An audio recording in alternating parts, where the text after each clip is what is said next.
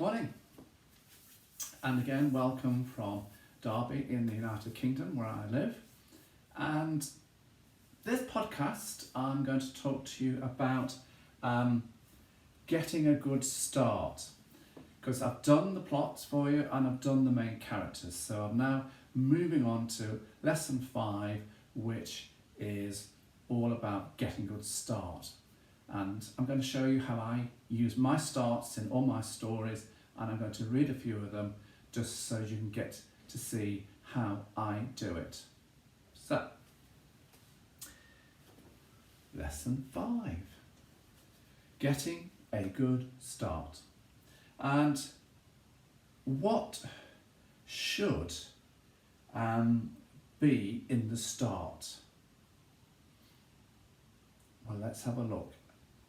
And this is how I do it.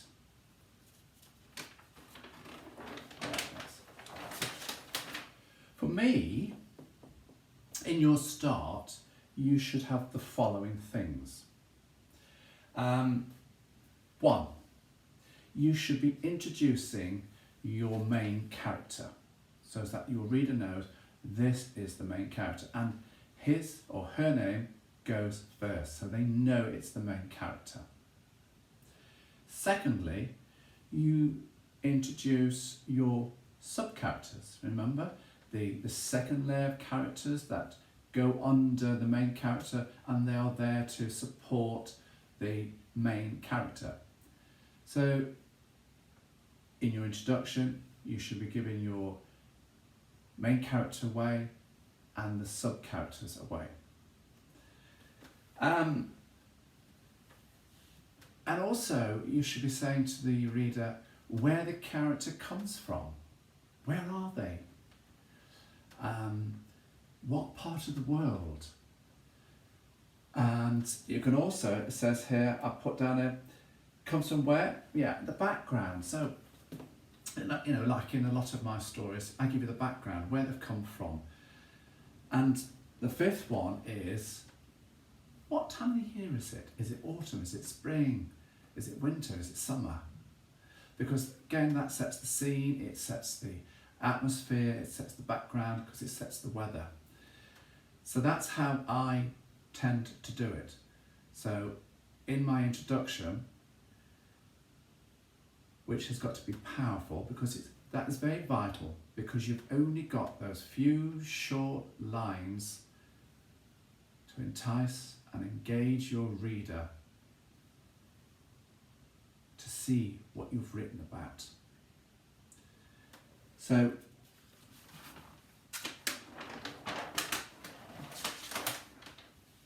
let's see how I've done it.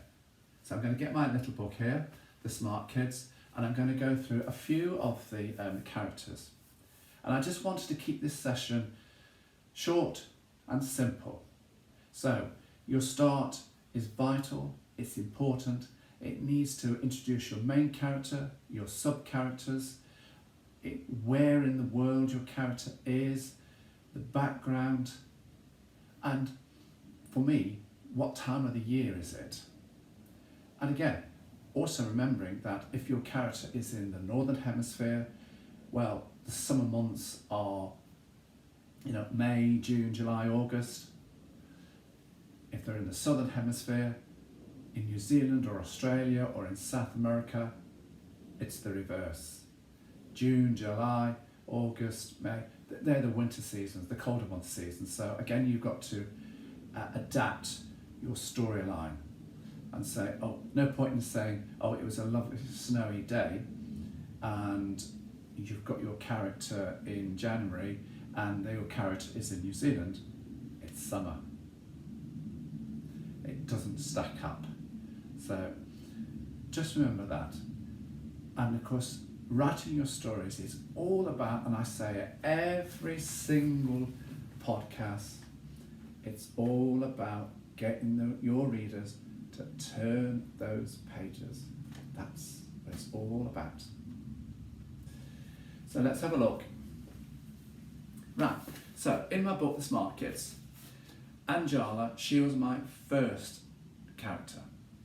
Let's see how I do the introduction. Home for Anjala and her brother Rajesh was a small, snow-covered village high in the Himalayan mountains of the tiny kingdom of Nepal. In the valley below lay the small town of Pokhara, where she and her brother attended school most days. The daily treks back and forth to school along the narrow and dangerous paths were challenging. But to two Nepalese children, this was the norm. So, in Anjala, the very first line, I've named the character. I said, home for Anjala. And then I said, and her brother Rajesh. Because Rajesh is the sub-character. He's her brother. And I've also said to you, it's a snow-covered village high in the Himalayan mountains of the tiny kingdom of Nepal. I'm telling you it's winter. I'm telling you the country is Nepal. I'm telling you that they're high up in the mountains. I've given you the main character's name and I've given you the sub-character's name. All within just a few short sentences of the first story. That's what you need to think about. Let's go to my next little character, and we're going to Scotland. And of course, if you look at the book, this is Hamish. Now, this is the introduction. The school summer holidays in Scotland were drawing to an end. Hamish and his friends, Cédach and Niall, had spent the last remaining days up in the moorlands tracking the red deer. They had built a small hideout from local stones, which they had managed to scavenge from the dry stone builder's yard at the end of the village. The hidey hole was a perfect watchtower, particularly as they had managed to blend it into the natural surroundings by throwing purple heather and fallen tree branches from the nearby forest over the top. Hamish had become attracted to a magnificent 14-pointer stag, which he named Rufus. So again, can you see that in this story, I've told you within the first line, it's the summer holidays. They're in Scotland. Hamish is the main character. His friends, Cédach and Niall, they're the sub-characters. And I've told you that they spent the last of the remaining of the summer on the moorlands. And also, I told you that, because in the story is about the deer, the stag, and I named the stag Rufus because it's all about protecting Rufus from the game hunters. So with the opening gambit, the opening paragraphs, there is the powerful but vital introduction. It's there. And if I go to, give you a few more examples. Let's go to another one of my characters. Let's go to, bear with me, one, my little Chilean boy from Santiago in Chile. Summer was one's favourite time of the year, and living on the outskirts of Santiago, Chile's capital city, with the Andes mountain range in the background, was for this cheeky football-mad 12-year-old boy an idyllic place to grow up. So, I've told you there that it's summer. The main character is one. I've told you the time of the year. I told you where he's come from, Santiago, the Chile. And I've also said, the background, the scenery is the Andes mountains, that magnificent range of mountains that goes all the way down South America.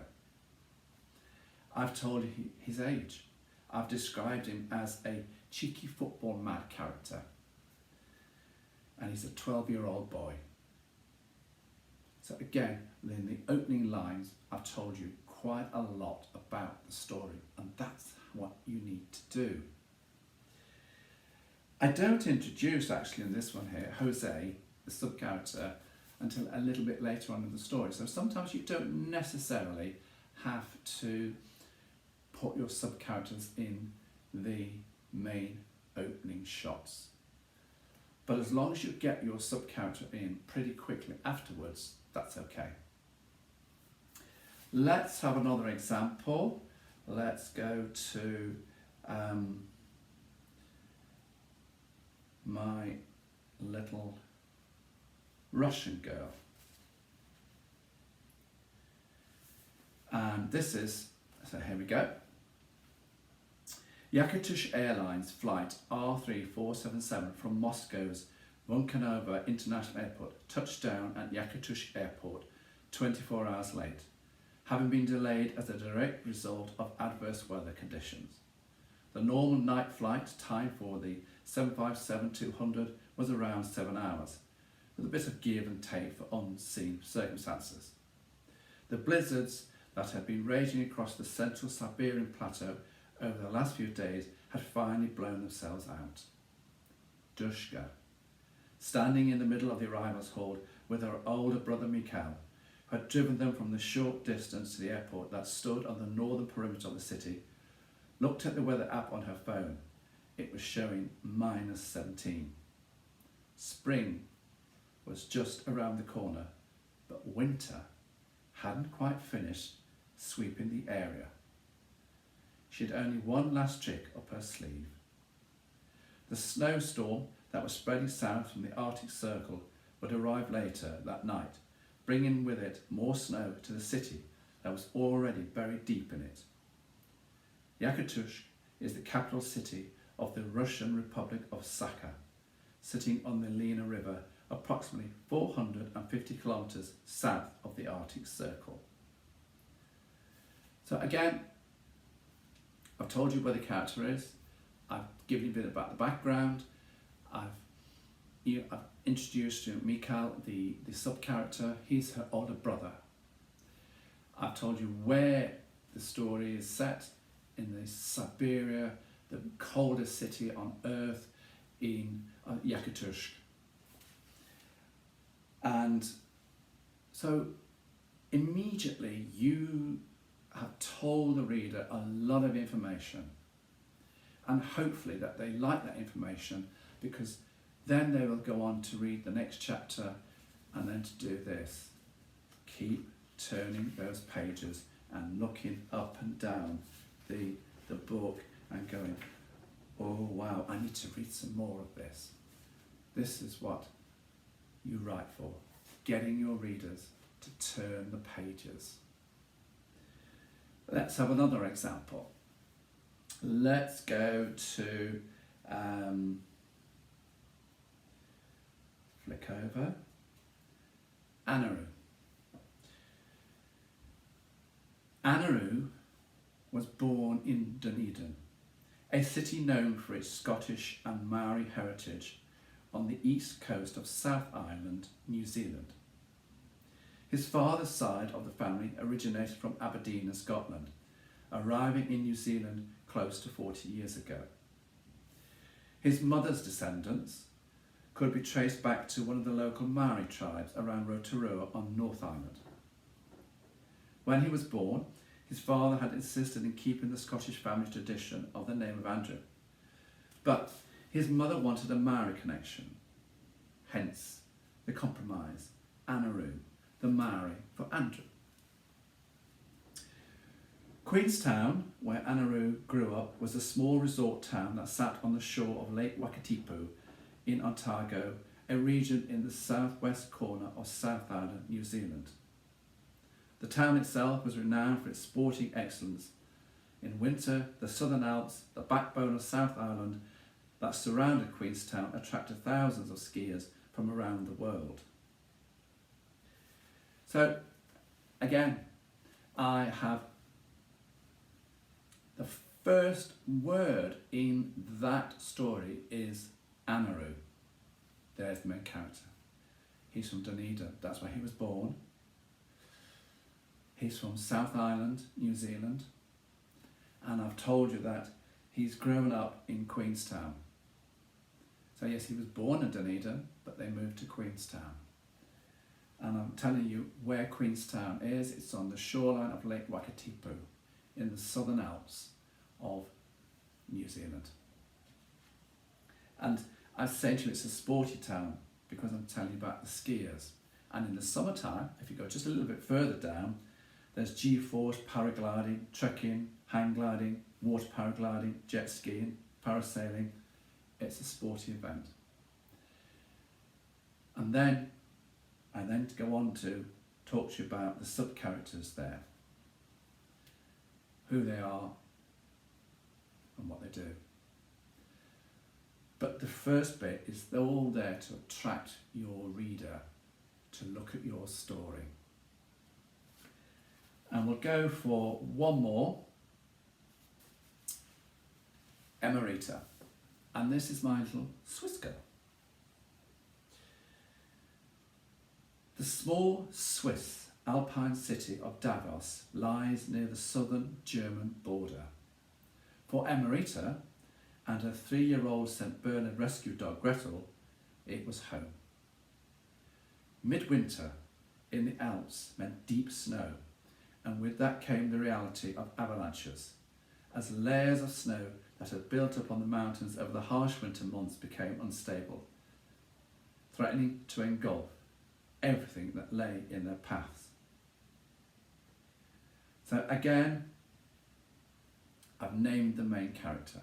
I've told you where they come from. I've set the scene. It's in the Alps. It's all about the story of avalanches.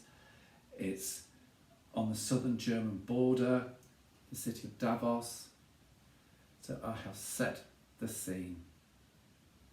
I haven't told you the sub-character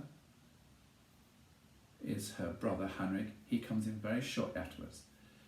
But I have introduced you to a sub-character. This sub-character isn't a human being. It's a dog. Animals can be characters.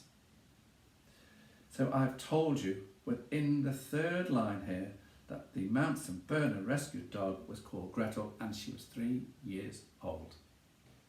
See how you do it? It's quite simple, but it gets the point across. And then hopefully the reader's going to go, I want to know more about this story. So that's how I generally do them. Just to recap, I'm going to come back here. I introduced the main character. I introduced the sub-characters pretty early on. Where does the character come from? Set the scene, the background. What time of the year is it? So hopefully for those little examples that I've given you from my stories, you can see this pattern here. Because it's all about getting a good start and what should be in your start. So I hope I said it's going to be a little short podcast and I hope you found this useful.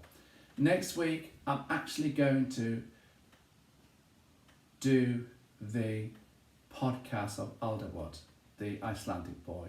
I'm going to read you the storyline, part of it, so you can see how the introduction is done. You can see how the main character Alderwood is there, the sub-characters are there, you know, the floating characters, the plot, the background, the scenery, the setting, all that.